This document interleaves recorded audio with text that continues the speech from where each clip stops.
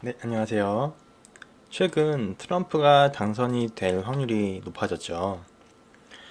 트럼프는 법인세를 내리고 싶어 합니다. 그러면 재정 적자가 문제가 될 수 있어요. 미국 부채가 심각하다고 들었는데, 과연 트럼프는 법인세를 낮출 수가 있을까요? 유튜브를 좀 찾아봤는데, 미국 부채에 대해서 차트적으로 분석된 건 없어가지고, 저는 오늘 몇 가지 차트들이랑 함께 부채에 대해서 말씀드려보겠습니다. 오늘 내용은 미국 정부가 막대한 부채 속에서도 괜찮았던 이유와 현재 곤란한 상황에 대해서 이제 말씀을 드리겠습니다. 사실 오늘 말씀드린 내용들은 4월에 제가 개인적으로 정리 한번 했었던 내용들이에요. 그래서 차트들이 이제 4월에 그려진 것들입니다. 뭐 대세는 변하지 않았으니까 이거는 그냥 참고만 해주시면 될 것 같아요. 자, 4월에 한국 부채가 GDP 대비 60%에 근접했다. 계속 상승 중이다 하면서 공포심을 조장하는 기사들이 많이 나왔었어요. 자, 한국은 60% 간다고 난리인데 미국은 그럼 몇 프로였나? 자, 그 두 배인 120%입니다. 수치만 보면 어마어마하죠. 그런데 미국은 어떻게 디폴트가 나지 않고 버틸 수가 있는 걸까요? 자, 이것을 이해하려면은 관점을 살짝 바꿔야 돼요. 자, 관점을 바꿔야 되는데 어떻게 바꿔야 되냐? 자, 하나 가정할게요. 미국은 빚을 갚을 마음이 없습니다. 자, 빚 갚을 마음이 없으면은 부채의 총량은 그냥 신경 끄고 있어도 되는 거예요. 단지 부채로부터 나오는 이자만 잘 갚으면 되는 겁니다. 자, 그럼 중요한 것은 부채 총량이 아니고 GDP 대비 이자의 비율이며 동시에 세수 대비 이자의 비율입니다. 자, 그래프가 조금 복잡한데 하나씩 설명해 볼게요. 자, 빨간 선은 이자 비용입니다. 그리고 파란 선은 GDP 대비 이자의 비율이에요. 그리고 초록선은 세수 대비 이자의 비율입니다. 자, 오른쪽 위에 부채 총량이 증가하면서 내는 이자의 총량도 이렇게 증가를 했죠. 하지만 중요한 것은 이 이자 비용 빨간색 그 자체가 아니에요. 중요한 것은 파란색과 초록색 GDP 대비 이자 비율 그리고 세수 대비 이자 비율입니다. 왜 이자가 중요한 게 아니에요? 왜 이자 비율이 중요한 거예요? 라고 말씀을 물어보고 싶으신다면은 다음 장을 보시면 되는데, 자, 하나 예를 들어 볼게요. 이자가 10만원에서 20만원으로 늘어났어요. 이자 총량은 2배가 늘어났죠. 근데 저의 수입도 100만원에서 200만원으로 늘어났어요. 그러면은 이 수입 대비 이자 비율은 10%로 유지가 되는 것이고, 내가 쓸 수 있는 돈은 90만원에서 180만원으로 늘어나는 거예요. 그렇기 때문에 이자 자체는 나의 수입이 증가한다면 이자 자체는 느는 것은 별로 큰 문제가 되지가 않습니다. 자, 그래서 말씀드리는 게 이자가 중요한 게 아니다. 수입 대비 이자 비율이 중요한 것이다 라고 말씀을 드리는 거예요. 자, 다시 돌아가서 이자 비용이 증가하는데 미국 GDP와 미국 세수도 증가하기 때문에 세수 대비 이자 비율은 일정하게 유지가 됐어요. 자, 근데 이 차트를 보면은 하나 특이점이 있습니다. 1980년대부터 이 2000년대까지는 GDP 대비 부채 비율이 한 60%밖에 안 됐어요. 60%도 안 되는 경우도 있었는데 불구하고 세수 대비 이자 비율이 거진 50%까지 증가를 합니다. 반면 2000년부터 2022년은 GDP 대비 부채 비율이 100% 혹은 120%까지 올라감에도 불구하고 세수 대비 이자의 비율이 25%에서 30% 정도 사이에서 진행하고 있어요. 자, 왜 부채가 더 적을 때는 이자의 비율이 높고 부채가 더 많은데 이자의 비율이 낮을까요? 자, 이거를 1980년대, 2000년대는 GDP 대비 부채 비율이 60%에 가까이, 그러니까 60%밖에 안 되는데도 불구하고 세수 대비 부채 이자 비율은 50%나 이렇게 높게 찍혔어요. 근데 2000년대는 GDP 대비 부채 비율이 100%에 육박하는데 세수 대비 부채 이자 비율은 25%. 그 이유는 바로 금리 때문입니다.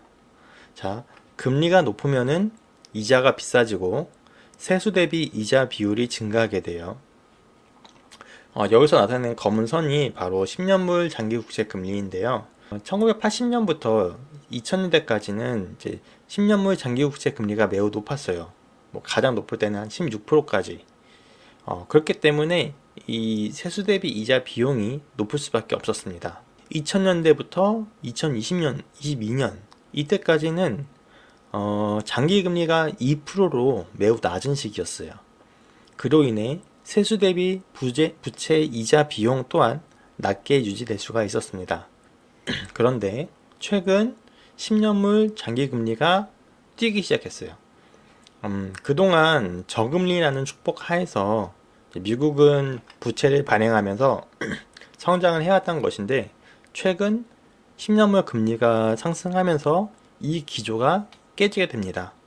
자, 그렇기 때문에 올해 초 파월은 인플레가 꺾이지 않았음에도 불구하고 계속 금리 내려야 된다. 금리 내려야 된다.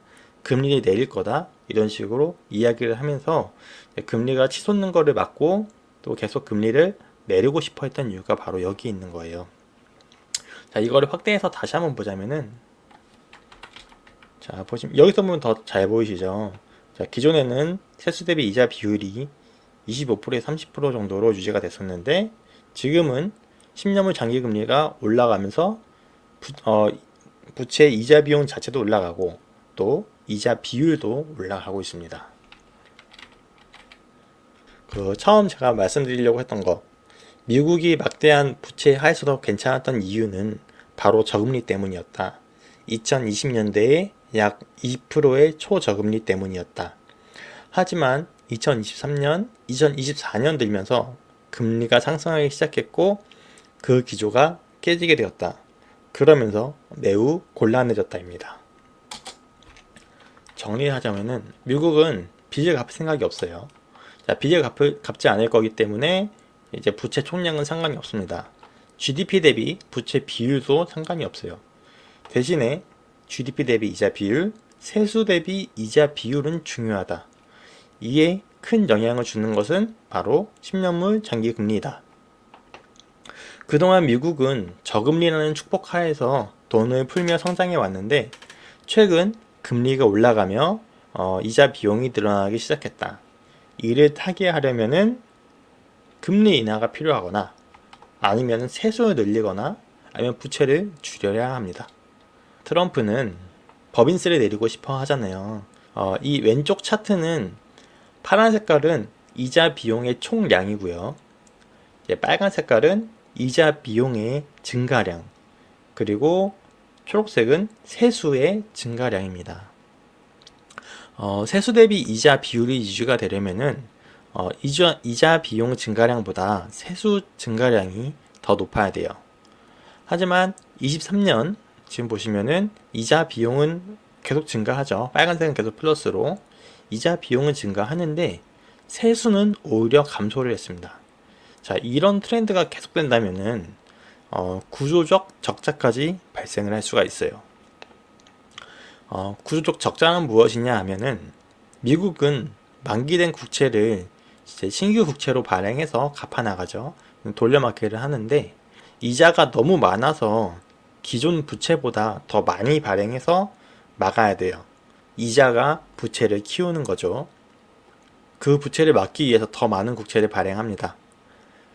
국채를 많이 발행하면 국채 가격은 싸지고 국채 금리는 올라가요. 국채 금리가 올라가니 이자는 더욱 늘어나고 그러면 더 국채를 많이 발행해야 되고 금리는 더 올라가고 이러한 악순환이 반복되면서 금리가 증가하고 국채 가격이 하락하게 돼요. 향후 국채를 매입하려는 사람이 없어질 수도 있습니다. 자, 이것이 구조적 적자예요. 트럼프가 법인세를 내리면 어떻게 될까요? 이렇게 지금 세수가 줄어들겠죠. 세수가 줄어들면 세수 대비 이자 비용이 늘어납니다. 적자는 심해지고 빚을 빚으로 메꾸는 구조적 적자 발생률이 더 높아지게 돼요. 개인적으로 가상 시나리오를 한번 써봤어요. 메커니즘이 발생하고 그로 인해 달러 가치가 훼손이 됩니다. 달러 가치가 훼손되면은 미 증시와 비트코인 혹은 금의 가격이 올라갈 수가 있어요.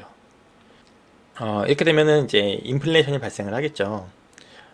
인플레이션을 유발을 해가지고 명목 GDP 상승을 통해서 기존에 있던 부채를 실질적으로 좀 감소를 시키는 거죠. 그래서 이 경우는 달러의 가치 훼손과 부채를 서로 교환하는 거예요. 자, 이 1부터 1-2까지 이러한 상황이 발생한다면은 달러를 갖고 있으면 손해입니다. 왜냐하면 달러의 가치는 떨어질 것이기 때문에. 그렇기 때문에 저는 자산을 좀 더 가지고 있어야 된다고 생각을 해요. 2번은 CBDC로의 전환을 꾀할 수도 있다고 말씀드렸는데, 부채를 줄일 수 있는 방도의 하나로 좀 CBDC가 얘기가 되고 있어요. 그래서 세 번째, 올해 4월에 트럼프가 이제 인터뷰를 하면서 얘기를 했어요. 자기는 약한 달러를 원한다. 약달러를 통해서 미국의 수출 경쟁력을 제고해야 되고 무역 수지를 개선해야 된다 라고 얘기를 했습니다. 법인세 감소로 인한 재정 적자 심화, 또 그로 인한 달러의 약세, 그로 인한 자산 가격 상승이 일어날 수 있지 않을까 좀 그렇게 생각을 하고 있습니다. 법인세를 감소시켜서 세수는 줄지만 재정 지출을 줄임으로 인해서 그 세수가 준 거를 커버할 수도 있습니다. 재정 지출 감소로 인한 그 성장이 줄어들 수도 있어요. 주식을 100% 가져가지는 않을 거예요. 그러니까 달러 가치가 훼손될 경우가 있을 수 있어서 자산을 좀 가져갈 거긴 하지만 방금 말씀드린 것처럼 재정 지출을 감소시킬 수도 있기 때문에 현금도 들고 있어서 대비를 하려고 합니다. 들어주셔서 감사합니다.